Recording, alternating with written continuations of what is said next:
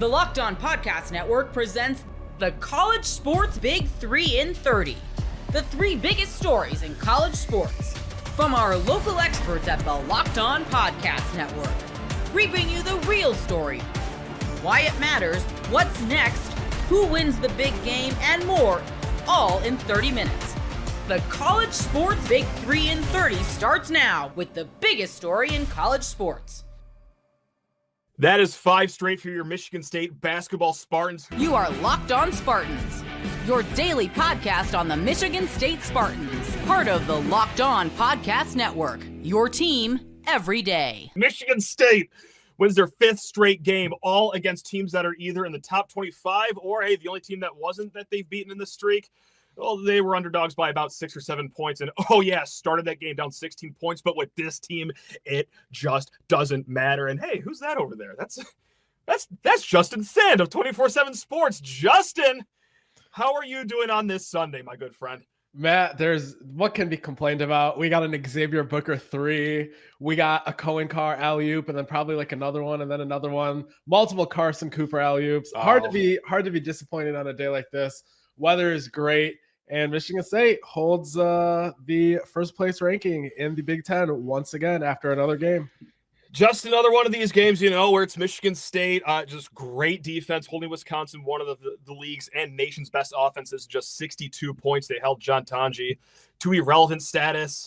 That's not to call him overrated. He is a very good player, but when Jaden Akins is on you tighter than your own compression shorts, what are you going to do? We've seen that happen with other players around the conference, and just to go along with the theme of the season, oh my God, sorry, it's getting a little boring over here. Justin, Michigan State out-rebounds another team, 51-40 this time. Jackson Kohler, okay, yeah, whatever, just 16 rebounds, 7 of them offensive. It was truly just what they've been doing all season long, getting contributions from all around the court.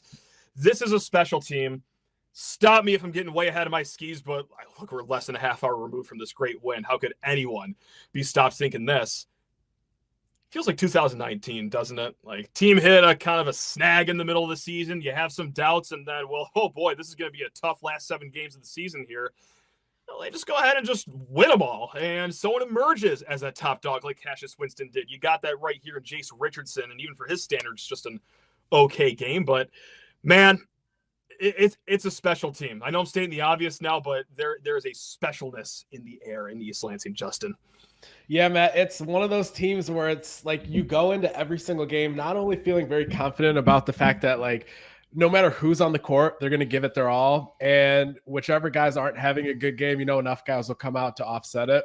And we saw that once again today. First half, we saw Jaden Akins kind of go nuclear, probably his best offensive stretch in a while. At the same time, when Trey Holloman had to step up and kind of give heavy minutes when Jace Richardson went out, he necessarily wasn't looking great. And yet, down 2 at the half. And these are the things that make a great team. These are the teams that give the team the depth and kind of the moments of kind of resilience that they need throughout the year. They're winning in different ways. They're winning kind of with different formulas almost every single game, but then the core principles are still the same. They're going to try to out-rebound you. They're going to defend like crazy, and they're going to make sure that you're going to be running the entire game. And we kind of saw Wisconsin's bigs at the end there kind of become a little bit of a non-factor even offensively just because of how Kohler was working them on both ends throughout the game. And yeah, it's I see on the side that we're going to talk about like who gets the MVP for this game, and it's a tough one because if you kind of just look at different stretches of the game, like Akins had that stretch that kept Michigan State in it, but then he kind of really didn't do much for the rest of the game after that. Jace had a great second half, not just scoring wise, but in a lot of the intangible metrics too, and jumping in passing lanes, and he had 5 or 6 rebounds too. And but didn't do much in the first half. So like everyone contributed like bits and pieces throughout the game, and that kind of makes this team what it is.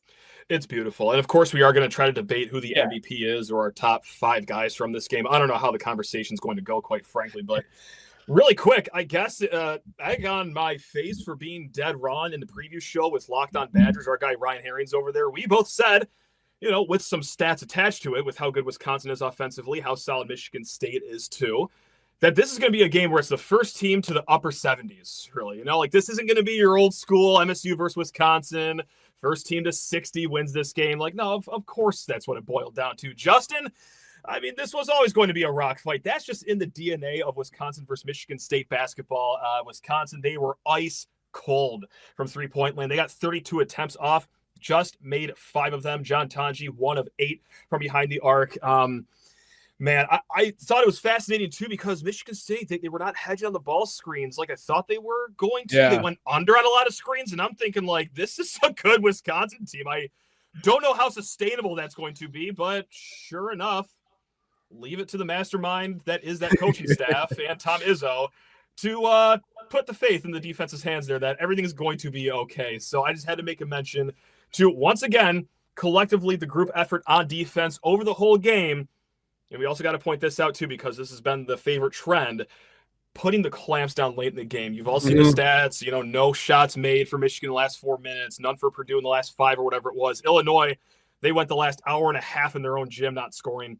This one, just 2 field goals in the last 4 minutes against Wisconsin. One of those was a layup very late in the game. So when it's closing time, yeah, go ahead and board those windows up because ain't no one getting inside. It's amazing.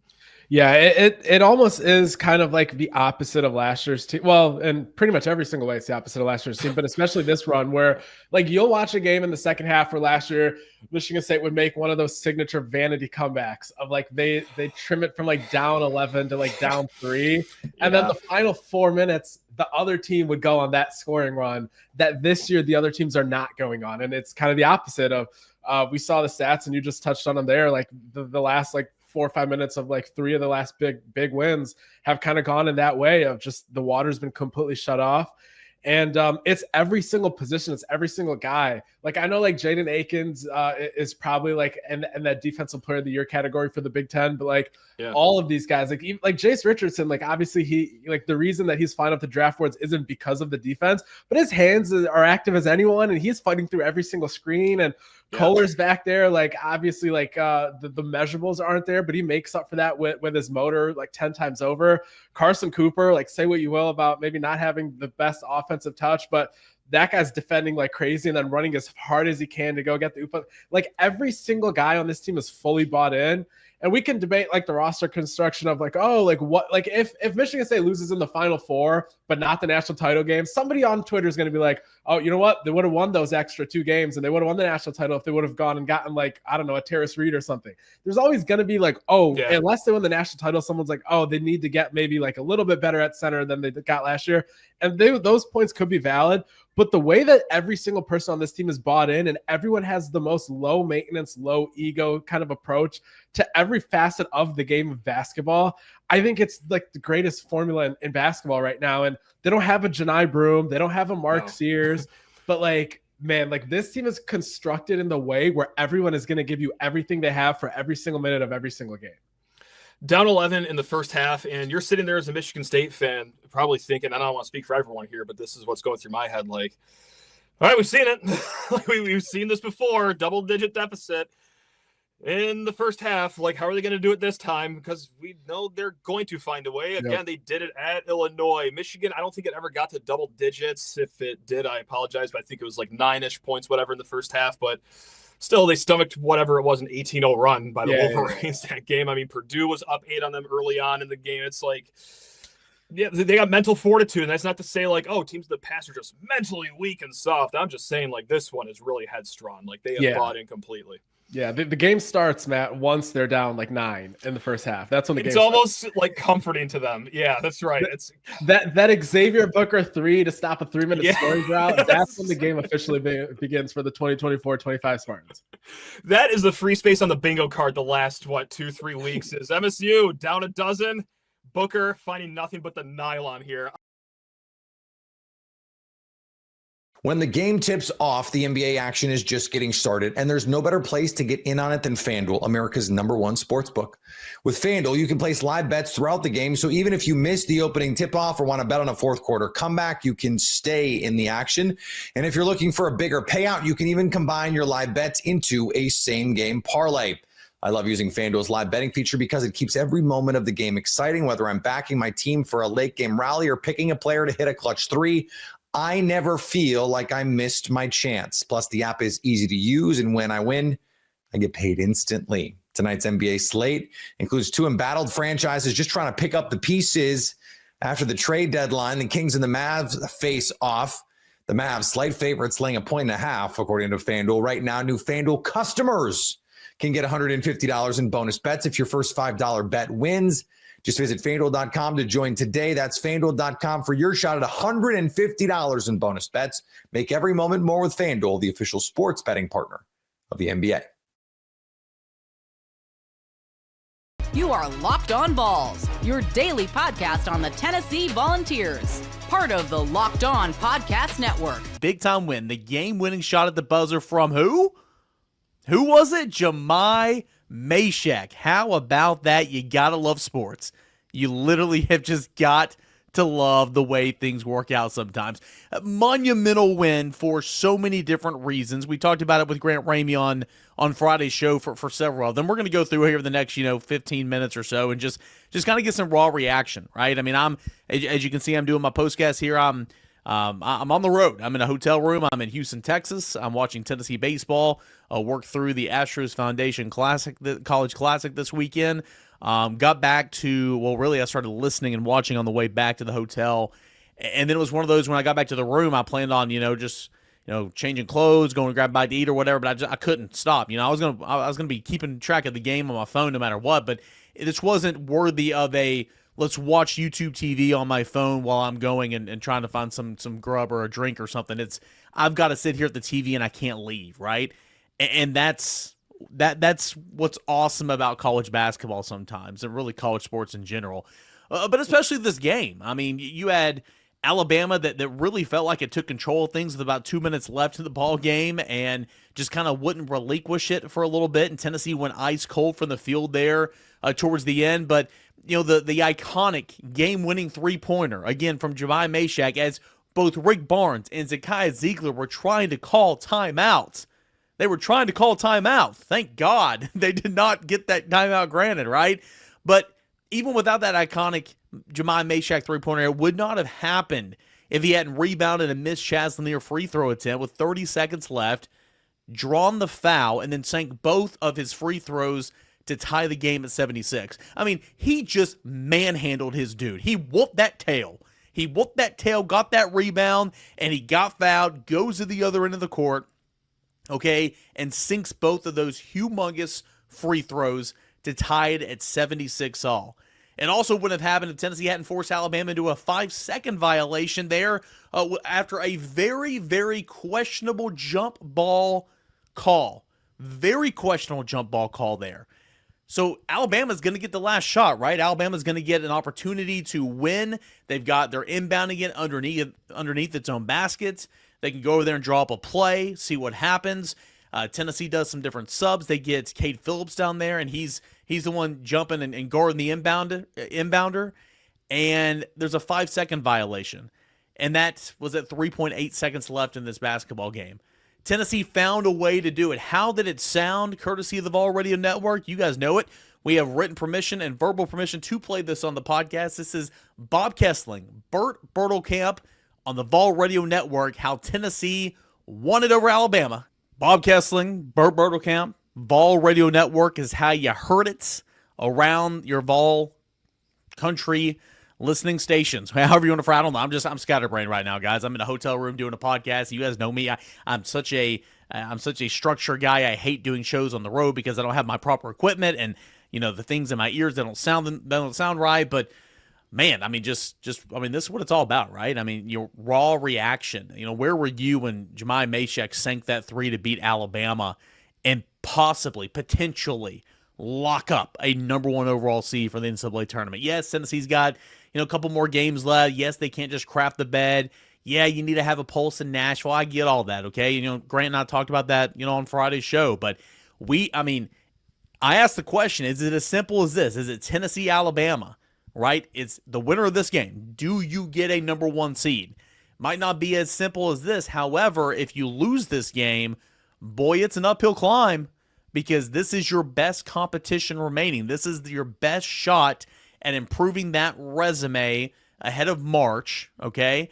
And Tennessee got it done. Tennessee found a way to get it done. Also, how in the world did it find a way to get it done at certain times? This is from Rob Lewis's 4 quick takes over VolQuest.com, and I couldn't agree more. I was editing this, when it went live, and I'm like, ooh, I'm going to use this. If you would have told me before the game that Zakai Ziegler was going to sit for more than half of the first half, the Vols starting bigs were going to be combined for 8 points, Alabama was going to dominate the glass 43-32, and Mark Sears was going to go off for 24 points, I would have thought Tennessee might have gotten beat by 20-plus at home. But it didn't. It didn't. Tennessee found a way. Offense certainly did not put Tennessee in a hole early on. Shot most of the first half, 50%. Respectable 38 points at the break, 38 points in 20 minutes. It did get cold there late in the second half, but the offense, we talked about it, number one key to this game was you cannot get off to an early start or an early hole, if you will. And Tennessee did. Now, Tennessee's defense didn't necessarily play up to its standard in the first half. Granted, Alabama's got the number one offense in the country, right? They did shoot 54% in the first half, 42-38 halftime lead. Alabama did help Tennessee out tremendously in the first half, going 8 of 15 at the free throw line in the first half. Nonetheless, Tennessee found a way, right? I mean, Tennessee put the clamps on there towards the end. Jordan Gainey had, 9 points in the second half. Jemai Mashak made every play imaginable there in the last 30 to 45 seconds of this game. Awesome stuff. Oh, yeah, and with this win, Rick Barnes becomes the active winningest head coach in college basketball. How about that? And, congratulations to Rick Barnes on that accomplishment. That is pretty cool. All right, when we come back, I'm going to tell you why. One of the reasons I love sports. I love sports because of moments that happened on Saturday. Jemai Mashak is the hero when he's been the GOAT for so many different Tennessee fans over the course of the last couple of years. When the game tips off, the NBA action is just getting started, and there's no better place to get in on it than FanDuel, America's #1 sportsbook. With FanDuel, you can place live bets throughout the game, so even if you miss the opening tip-off or want to bet on a fourth quarter comeback, you can stay in the action. And if you're looking for a bigger payout, you can even combine your live bets into a same-game parlay. I love using FanDuel's live betting feature because it keeps every moment of the game exciting, whether I'm backing my team for a late-game rally or picking a player to hit a clutch three. I never feel like I missed my chance. Plus, the app is easy to use, and when I win, I get paid instantly. Tonight's NBA slate includes 2 embattled franchises just trying to pick up the pieces after the trade deadline. The Kings and the Mavs face off. The Mavs, slight favorites, laying 1.5 according to FanDuel. Right now, new FanDuel customers can get $150 in bonus bets if your first $5 bet wins. Just visit FanDuel.com to join today. That's FanDuel.com for your shot at $150 in bonus bets. Make every moment more with FanDuel, the official sports betting partner of the NBA. The Illini on a 2-game winning streak with 1 left against Purdue. At the end of the season, Illini getting hot. You are Locked On Illini, your daily podcast on the Illinois Fighting Illini. Part of the Locked On Podcast Network, your team every day. Illinois with a 20-point victory over the Michigan Wolverines at Ann Arbor. That's right. That's 9 straight wins against the Michigan Wolverines. Life is good right now, and I wanted to bring someone else on to kind of not just talk about the game, but in the postgame, I kind of took a step back.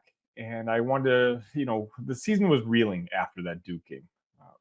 A lot of hope was being lost. I called the team broken. That's right. I, myself, the host of this show, called the team potentially broken. And then the team was not broken. All of a sudden, they've kind of had a resurgence as of late. And to me, a lot of that has to do with the transfer class that Brad Underwood has brought in. And I want to kind of give them a little credit here and Brad Underwood a little credit. But I didn't want to just give my sole focus. So, of course, I'm bringing back JR, friend of the program. JR, thank you again for joining me today. Glad to be here. I do have a question, though, really fast, if you don't mind. Let's hear it. Is Brad Underwood's lucky number 20? Because past 2 games, 20-point wins, baby. I'll take it. And that's six 20-plus point victories in conference play this year. I mean, it's one of those Illinois games, right, Jared? I mean, you cover the Big Ten in the Big Ten huddle. And Illinois is such a Jekyll and Hyde team that on one night they can look like they can beat anybody in the country. And then the other day you can have a loss against a team that's battling to stay in the tournament. So, it's just nice for me, I guess for us collectively, who's probably watching the show, that Illinois seems to kind of be righting the ship right at the end of the season. But JR, I want to, kind of get your feedback on this first, because I wanted to give due a credit where credit is due. All season long, Brad has been applauded, and deservedly so, for the freshman class that he's essentially brought in. Kasparis, Will Riley. I know technically Thomas Lovavicic is not a freshman, but we all know it's his first year playing college ball. And then you have like Morez Johnson, right? You're talking about Morez Johnson being your fourth best freshman in a class. Tells me that you did something really, really special that year in recruiting. But a lot of people feel like where Brad fell short was the transfer portal. Now, again, it's a lot of pressure on Brad when you have to replace 9 guys off of last year's team. And it ended up being 10 guys because he wasn't aware that Ty Rogers was planning on redshirting opening day. And so there's been a lot of heat on Brad when it comes to his evaluations of Ben Hummerhouse, of Trey White. A lot of these guys had up and down seasons, but it seems like, I guess my ultimate point was, after that Duke game, when the whole season looked like it was going down the drain, I talked all season long that we know the freshmen are talented, but sometimes in the locker room, you just need culture guys. You need those vets who have been there before to kind of stabilize the ship and say, hey, look, to the young guys, like, hey, we can fix this. And to me, Kylan Boswell, Trey White, and Ben Hummerhouse have done a fantastic job of that, and are a big reason that Illinois kind of turned their season around. What do you think? Yeah, I think Trey White, obviously, what was it, that Michigan State game where he played, 4 minutes or something like that? I mean, I know that was probably some of the sickness and stuff like that Brad Underwood was talking about that was going around that held him back from that. But you see what having Trey White in this lineup does for this team. I know a lot of people regard him as not the best three-point shooter, and I get that. But, I mean, in this game, he went 3 for 4 from behind the arc. So, I mean, if they're going to leave him open, he's going to take it. And that is really what this team is reeling on right now, is the spacing. And for them to be able to shoot threes and to be a threat from the three-point line, other teams have to try to defend that. And then you have guys like Kylan Boswell, Kasparis Chaconis, a number of guys that are able to get into the inside the arc and make things happen. I do think, though, that one area where these 3 guys in particular are making the biggest difference. There's other transfers on the team as well, but these 3 guys in particular is making the biggest difference is just on defense. I mean, Sonny, there were 3 blocks in this game, all by Kylan Boswell and Trey White. There were 4 steals in this game, all by Kylan Boswell, Trey White, and Ben Hummerhouse. I mean, this is a part of Illinois this season that, I mean, they've played good defense. They've had good defensive ratings, but they've not really had the production in some of those areas. And so if you're going to get 4 steals a game, from these 3 guys alone, maybe you start getting some more from Thomas Lovavicic. Maybe you get some more from Gibbs Lawhorn or something like that. Maybe you get some more from someplace else. But if these guys can give you that, they're going to be able to lead that defensive effort, at least from the numbers standpoint, and then with blocks as well. Thomas Lovavicic needs to probably get a few more blocks and be down there. But for the most part, this seems to be the way Brad Underwood wanted this team to roll these past 2 games, and they'll look like one of the most dangerous teams in the country if they are. Yeah, and it takes a lot of pressure off a guy like Kasparis or Will Riley to be that star when you have a supporting cast play the way that they just did. I mean, just for an example, okay, Duke was 3 games ago. In the last 2 games, Kylan Boswell had 15, 7, and 4 against Iowa, and then of course he just had 17, 9 rebounds and 4 assists against Michigan. Let's go to Trey White. Against Iowa, he had 14 points, 2 rebounds. And against Michigan, he had 19 points and 11 rebounds. And you brought this up. In the last 2 games, Trey White is 5 for 8 from three-point land. And, that's kind of been a deficiency of his game. And what I think is kind of one of the main reasons he was essentially in the doghouse for a while because his style of play is just not something that fits with the offense. But I've been screaming out loud on the show that Trey White is a good college basketball player. And Illinois, look, we thought they were a really deep team when it comes to the depth on the roster. It turns out it's not as deep as we thought it was going to be. And so we're not in any sort of business or place to not play a player who is a good college basketball player.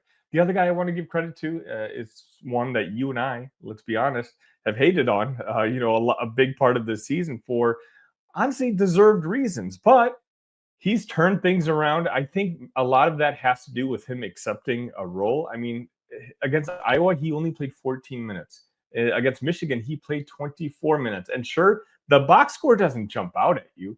9 points, 5 rebounds against Michigan, 6 points, 3 rebounds against Iowa. But he's 5 for 10.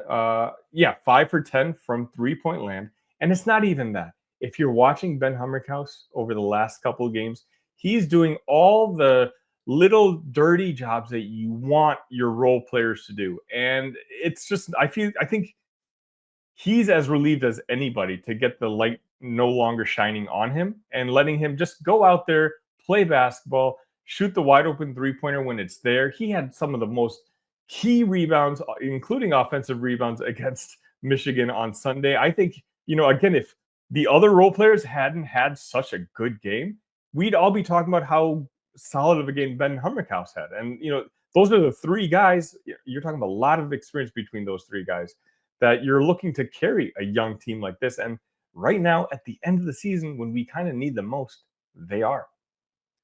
Yeah, it's really interesting because Ben Hummerkaus, like you pointed out, like his numbers don't jump out at you like Kylan Boswell and Trey White's do. And I mean no disrespect at all to Trey White and Kylan Boswell by saying this, but Ben Hummerkaus was the most important transfer out of those 3 in this game because he was able to come in and play the 5 spot for you when Thomas Lavisic was in foul trouble.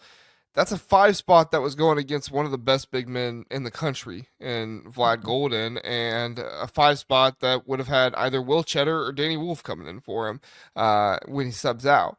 Ben Hummerkaus held his own, and he spaced the floor, right? He went 3 for 8 in this game shooting from 3. That's not the best, in the world, but still, that's nearly 50%. And he did enough for Vlad and anybody else that was going to be on him to respect him. And so they weren't going to be able to be in the middle of the floor denying guys at the basket. So whether you had Trey White, Colin Boswell, whoever it was, going to the rim, they had more area to operate.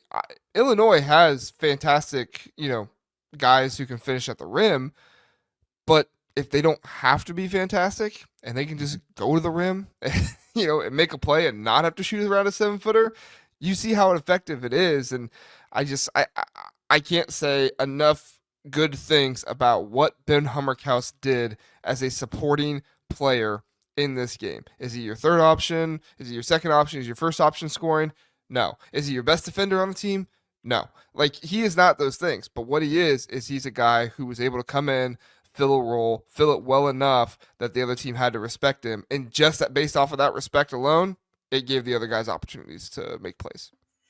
And just to wrap it up, I also wanted to just, we were talking about the best defensive player on this team. I want to go back to Colin Boswell again, who started off the season amazing when it comes to defensive basketball. And even as of late, even against Duke, where he had the large responsibility of playing against Cooper Flagg, a player who's going to be the number 1 pick in the draft, a potential generational NBA basketball player, more than held his own. And somehow on Sunday, Kylan was tasked to guard Danny Wolf, a guy 8 inches taller than him, and he held his own there. I've said it in the beginning of the season that I've kind of, in a lot of ways, been looking forward to the last game of the season because I really think that Kylan Boswell versus Braden Smith matchup this year, I mean, Braden, let's be honest, let's be humble for a second. Braden has had the Illini number the last couple seasons, but I'm really looking forward to seeing this matchup with Kylan going up against Braden, just because of his flexibility. As I just talked about, he was guarding Danny Wolf on Sunday. They're 7 foot tall. And then on the very next game on Friday, he's going to be tasked on guarding Braden Smith arguably the best point guard in the country. And like versatility like that, it's just hard to find in America. Yeah, no, totally. I mean, I was talking about it on my show for a guy who's 6'2" to go up against a 7-footer. Now, granted, Danny Wolf has not been playing like a 7-footer, and he needs to be far more aggressive. He needs to be far more physical. He needs to get down in the block and get in the paint more.